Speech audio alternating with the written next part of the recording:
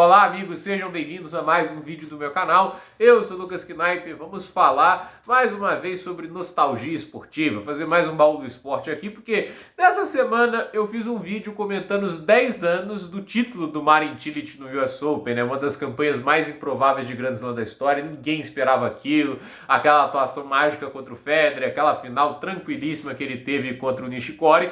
E há 8 anos, Stanislas Wawrinka conquistava seu último título de Grand Slam e era campeão do US Open de 2016, né? E com um detalhe, né? Na terceira rodada, Stanislas Wawrinka teve que salvar, acho que match points, não foi só um contra o Daniel Evans, né? O tipo de situação, né, que foi bem recorrente pro Wawrinka, né? Que assim, quando a gente fala do Wawrinka, a gente tá falando de um tenista que ganhou 3 Grand Slams numa era em que o Big Three ainda era muito forte, né? Tipo, ele evitou em 2015 que o Djokovic ganhasse os 4, né? O melhor ano da carreira do Djokovic. E ele teve aquela performance mágica em Roland Garros, né? E assim, ele, todas as vezes que ganhou o Grand Slam, ele passou pelo Djokovic no meio do caminho, que é fascinante, né? Inclusive, os duelos contra o Djokovic em Grand Slam são uma história fascinante, né? Dessa rivalidade, que se você olha o confronto geral, entende? É uma vantagem muito grande no head-to-head pro Djokovic, mas o Wawrinka após 2014 ele dá um salto de qualidade, né? 2013 já tinha melhorado, mas 2014 é quando ele se estabelece mais ali como um tenista top 5. Nunca foi número 1 ou 2, muito por causa da falta de regularidade dele, né? Mas o melhor Wawrinka ganhava de qualquer tenista, essa era a questão, né? O Wawrinka, ele tinha aquele backhand extraordinário, né? O melhor backhand de uma mão que eu já vi, eu acho até melhor que o do próprio Federer, porque o Federer sempre teve dificuldade com aquele spin alto no backhand dele, né? Tipo, não que ele não conseguisse lidar em alguns momentos com isso, né? Mas a questão é que o Wawrinka ele conseguia gerar uma potência usando o giro do quadril com backhand, que até hoje é difícil você ver. Você vê que o Musetti,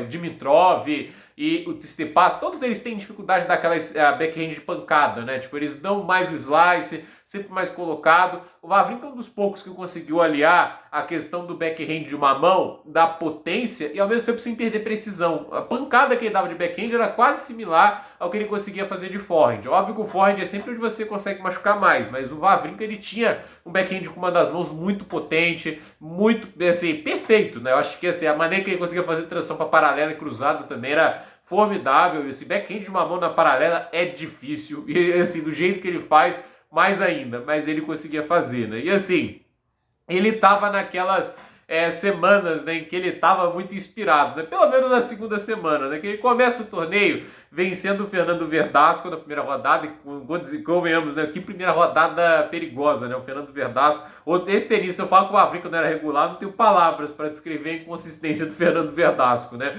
adorava ver jogando, jogava muito tênis, mas como era imprevisível o Verdasco, né, já acho que foi semifinalista de Australia Open, deu um trabalho absurdo a Rafael Nadal, né, e tem história o Fernando Verdasco, né, e aí ele ganhou do Giannese na segunda rodada, o tenista italiano que tinha vindo do qualificatório, né, contra o Verdasco 7-6, 6-4, 6-4, o do Giannese 6-1, 7-6, 7-5, né, nada muito brilhante que ele vinha fazendo, e aí veio o jogo contra o Daniel Evans, né, que ele perde o primeiro set 6-4, aí ele vence o segundo 6-3, ele perde no tie-break do terceiro 7-6 com 8-6 no tie-break pro Evans, e aí a gente tem o tie-break do 4-7, 10-8 pro Wawrinka, se salvando, precisando de golpes muito impressionantes ali no final. E aí no último set ganhou no físico também, né? 6-2, ele que estava muito mais acostumado a essas batalhas longas. Mas assim, passou um risco muito grande naquele jogo. O Evans assim complicou muito a vida dele, usando bastante os slices, tirando a velocidade do jogo, tirando o ritmo. Não era algo que o Wawrinka gostava muito, né? Mas de qualquer maneira ele venceu e depois venceu o Marchenko, né? Que um tenista ucraniano, né? Que apareceu naquele torneio até eliminando o Nick Kyrgios, né? Que era o cabeça de chave 14 do torneio.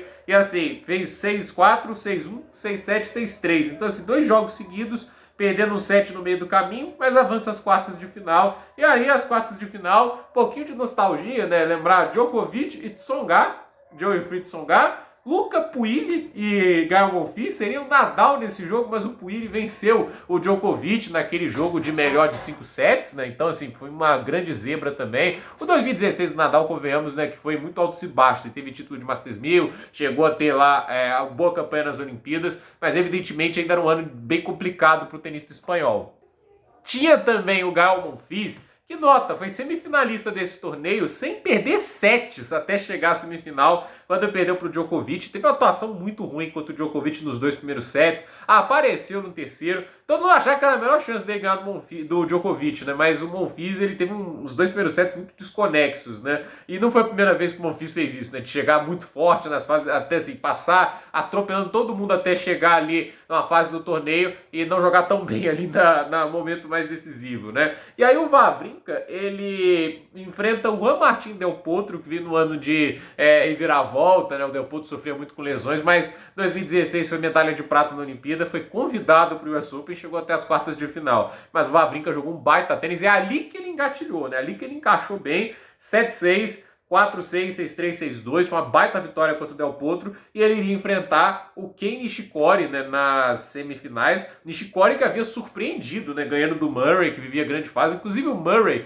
ele veio o número 1 depois assim, do que acontece depois desse torneio, mas depois desse jogo, que ele perde pro Nishikori, se não me engano, ele não perde mais nada no ano todo. Ele ganha todos os torneios que disputa no fim do ano, até o ATP Finals. Então, assim, o fim de 2016 do Andy Murray foi um negócio de louco, né? E assim, ele venceu o Murray em 5 sets, né? 1-6, 6-4, 4-6, 6-1, 7-5, um jogo bem maluco, né? E aí foi enfrentar o Wawrinka, e o Wawrinka perde o primeiro set, mas depois, pouco a pouco, vai crescendo no jogo. E aí que a gente fala, né? O Wawrinka, quando ele tava engatilhado, era impressionante, né? 4-6, 7-5, 6-4, 6-2. E assim, o quarto set do Wawrinka foi, ó, lindo, né? E aí temos a final contra o Djokovic, que lembra muito o que aconteceu em Roland Garros em 2015. Primeiro set, Djokovic ganha, mas depois é o Wawrinka ganhando em sets diretos. E olha, pra mim, uma das top 5 performances que eu vi em uma final. Essa final do Wawrinka, principalmente o que ele faz no último set, cara, até hoje fica difícil, né, de assim, descrever como ele jogou tênis, né? Porque é raro você ver alguém dominando o Djokovic no fundo de quadra. Você vai ver hoje um pouquinho mais de frequência nisso, porque não é o mesmo Novak Djokovic, né? Já tá com seus 37 anos, né? Mas naquele momento, tipo, 2015, ele ganhou 3 dos 4 grandes lances. Ele chegou em 2016, quando ganhou o Roland Garros, ele era o atual campeão de todos os grandes lãs do Novak Djokovic. Ele chegou a ter 16.950 pontos no ranking, até hoje o recorde. Então, assim, era para muitos o auge, o pináculo do tênis de Novak Djokovic. Eu não acho que essa versão do Djokovic foi tão boa quanto a de 2015. 2016 ele jogou bem, mas assim, foi pro jogo, cara, os backhands paralelos, agressividade no fundo de quadra, né? Toda hora que o Djokovic conseguia um ataque, ele tinha um contra-ataque de cruzada, tanto de backhand de forehand, mudanças repentinas para paralelas, né? Que era o que o Djokovic faz muito bem, mas o cara tá fazendo o Djokovic provar do próprio veneno, né? E aí fez um 6-4, 7-5, 6-3, mas o detalhe pro quarto set, para mim foi quando o Wawrinka, assim, nossa, ele elevou o nível de uma maneira que não havia muito que o Djokovic conseguisse fazer para parar o suíço, né? E foi aquela atuação que você para e pensa, cara, que nível de tênis, né? Poxa, esse Stanislas Wawrinka, né? Ele era especial demais quando jogava o melhor tênis, né? Eu sempre fui o grande fã do Wawrinka, até pela maneira de jogar, um backhand de uma mão muito bem feito, né? E assim, esse ano dele, né? Tipo, 2015 ele foi muito mais consistente nos grandes lãs, né? Chegou às quartas de final de todos, pelo menos, semifinalista na Austrália, semifinalista no US Open, então assim, mas esses duelos contra o Djokovic foram muito especiais, né? E uma pena que depois disso, né, o Wawrinka, ele ainda faria semifinal na Australian Open de 17, seria finalista em Roland Garros, mas aí começaria as lesões e os problemas físicos que atrapalhariam muito ele. Ele ainda teria alguns relampejos, né, sendo quartas de final em Roland Garros de 2019, quartas de final no US Open de 19 e quartas de final no Australian Open de 2020. Mas desde esse Australian Open de 2020, ele não faz melhor que terceira rodada em Grand Slams, que é uma pena. É um tenista que, obviamente, já sofrendo bastante a questão da idade, né? Ele já tem aí seus 39 anos de idade, mas é um cara que, assim, nesse auge, né? Depois do que ele virou, né? Depois de 2013, né? É realmente fantástico, né? Esse período do Wawrinka, 2013 a 2017, foi muito especial, foi muito bacana de acompanhar, e é um daqueles nomes que a gente tem que colocar muito respeito, porque ele bateu de frente nesse período com os melhores tenistas do planeta. Nomes como Rafael Nadal, Roger Federer, Novak Djokovic, óbvio. Não teve a mesma proporção de vitórias que o Murray teve contra os caras do Big Three, mas era um cara que todo mundo respeitava. Esse era o tipo de tenista que, naquele momento, quando enfrentava os tenistas do Big Three, não dava para cravar a vitória de nenhum dos três membros, mesmo o histórico sendo muito favorável a eles, porque ele é aquele cara que você respeitava quando jogava o melhor tênis, e não é à toa que saiu com 3 títulos de Grand Slam. Eu fico muito triste que ele não tenha ganhado o Wimbledon, né? 2015 foi a melhor chance, mas ele acabou não conseguindo chegar além das quartas de final na grama sagrada inglesa. Então, gente, por esse vídeo é isso. Dúvida nos comentários, deixe seu like, se inscreva no canal, compartilhe esse vídeo e até o próximo vídeo.